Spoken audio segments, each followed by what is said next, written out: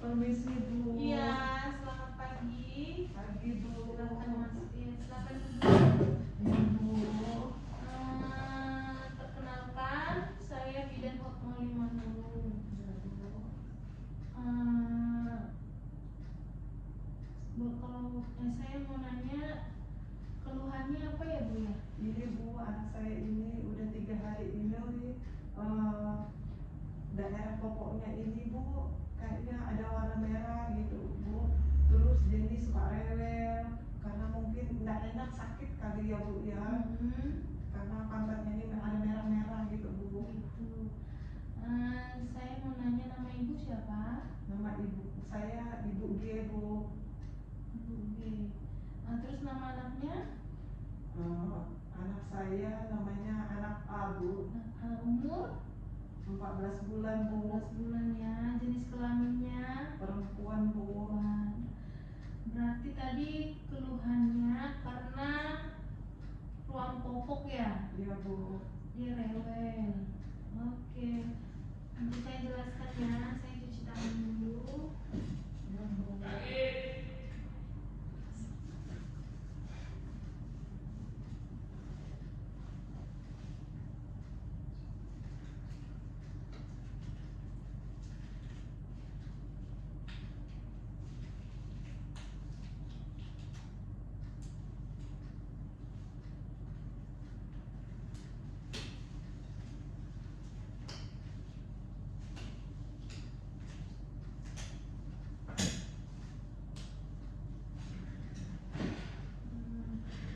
Di sini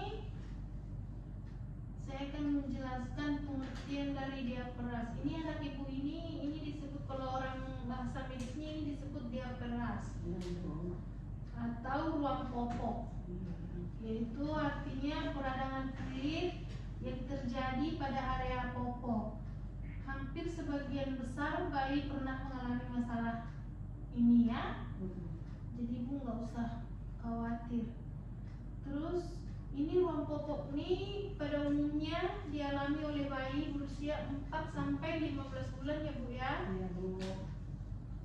Terus penyebab diaperas ini yaitu kebersihan yang tidak terjaga.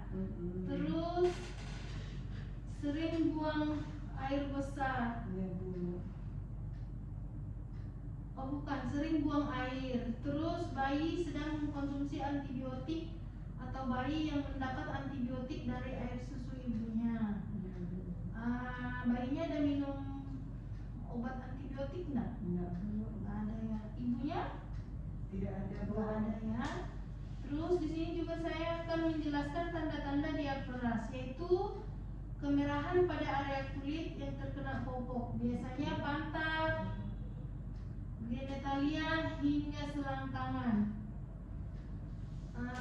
Boleh saya lihat bayinya? Iya Bu. Saya mau lihat ruang popoknya, coba dibuka. Popoknya celananya. Oh, merah ya. Oke. Terus di sini saya akan menjelaskan penata laksanaan diaperas, yaitu gantilah popok yang basah sesering mungkin. Iya Bu. Jangan lama-lama, kan biasanya ibu-ibu biar irit sampai penuh popoknya baru diganti. Jangan ya Bu ya, itu yang Iya, Bu. bikin merah ya. Terus yang kedua, hindari penggunaan tisu basah karena dapat menambah iritasi. Di rumah pakai tisu basah kah atau dicebok langsung pakai air? Beberapa hari ini saya pakai tisu basah Bu. Tisu basah. Ini kan karena kena ruang popok. Untuk sementara ini jangan pakai tisu basah dulu ya. Iya Bu. Bila perlu pakai air ya. Iya Bu. Terus yang ketiga, gunakan air bersih untuk membersihkan area popok. Setiap kali menggantikan popok langsung dibilas tanpa perlu digosok ya Bu ya. Terus yang keempat, cukup keringkan dengan menepuk kulitnya tanpa digosok karena gosokan keras dapat menyebabkan kerusakan kulit bayi. Iya. Terus hindari penggunaan popok terlalu kencang, Bu. Terus tidak disarankan menggunakan baby oil atau lotion untuk mengurangi ruam popok ya Bu, jangan dikasih apa-apa ya. Terus di sini juga saya akan menjelaskan pencegahan diaperas atau ruam popok ya. Yang pertama, pilihlah jenis popok dari bahan kain yang menyerap keringat. Terus yang kedua, sering mengganti popok bila basah. Terus mengganti kebersihan sekitar popok. Ya Bu ya. Dari pengertian saya ini, dari penjelasan saya ini, apakah Ibu sudah paham tentang diaperas? Paham Bu. Paham ya. Nggak ada yang mau ditanya? Nggak ada Bu. Nggak ada ya. Terus juga di sini saya akan menjelaskan tentang oral trust.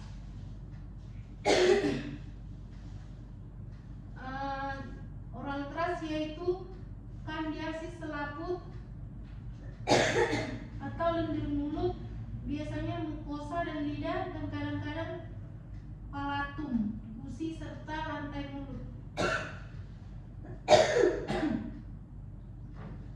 Gejala oral trust itu yaitu yang pertama, tampak bercak keputihan pada mulut seperti bekas susu yang sulit dihilangkan.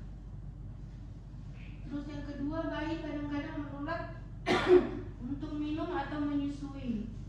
Yang ketiga, mukosa mulut mengelupas. Yang keempat, luka-luka banyak pada selaput lendir mulut sampai bibir memutih menyerupai bekuan susu yang melekat bila dihilangkan dan kemudian berdarah.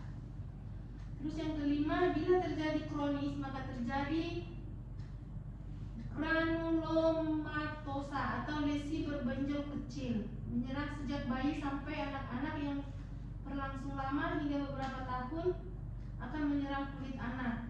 Terus gejala yang muncul adalah suhu badan meninggi sampai 40 derajat Celcius. Terus tak mau makan atau makan dimuntahkan, tak mau minum susu botol, bahkan ASI. Dia akan gelisah terus, ya Bu. Terus bayi banyak mengeluarkan air liur lebih dari biasanya. Secara psikis dia akan merewel. Terus upaya agar oral trust tidak terjadi pada bayi. Yang pertama, mencuci bersih botol dan lot susu. Setelah itu diseduh dengan air mendidih atau direbus hingga mendidih. Jika botolnya tahan rebus ya Bu, sebelum dipakai. Terus yang kedua, bayi lebih baik jangan diberikan dot kempong, karena selain dapat menyebabkan oral trust juga dapat mempengaruhi bentuk rahangnya ya Bu ya. Terus jika bayi menyusu ibunya, untuk menghindari oral trust sebelum menyusu sebaiknya puting susu ibu dibersihkan terlebih dahulu. Ibu sebelum ngasih dia minum, sebelum ibu menyusui, ibu bersihkan dulu nggak puting ibu? Kadang-kadang. Ada masalah, harus dibersihkan dulu ya Bu ya. Terus yang keempat, adanya sisa susu dalam mulut bayi setelah minum juga dapat menjadi penyebab terjadinya oral trust. Jika kebetulan ada bakteri di dalam mulut, untuk menghindari kejadian tersebut, setiap bayi jika selesai minum susu berikan 1-2 sendok teh air matang untuk memilah sisa susu yang terdapat pada mulut tersebut. Maksudnya kalau dia udah selesai minum susu, ibu kasih lagi air putih ya. Terus di sini juga saya akan menjelaskan cara merawat oral trust pada bayi, yaitu dengan cara mencuci tangan, terus membersihkan lebih dulu dengan jari yang dibungkus kain bersih yang telah dibasahi dengan larutan garam. Bila perlu ibu beli kain kasa steril, ibu bikin di jarinya, ibu lilitkan, terus ibu bersihkan mulutnya ya Bu ya. Terus yang ketiga, mengolesi mulut dengan gentian violet yang 0,25% atau 1 mili suspensi nystatin. Boleh minum obat ya Bu ya. Terus yang keempat, membuang kain sehabis dipakai. Terus bila oral keras yang bertambah parah, segera konsultasi ke dokter ya Bu ya. Ya Bu. Dari sekian penjelasan saya ini, apakah ada yang mau ditanya? Sudah cukup jelas Bu. Sudah cukup jelas ya. Oke, untuk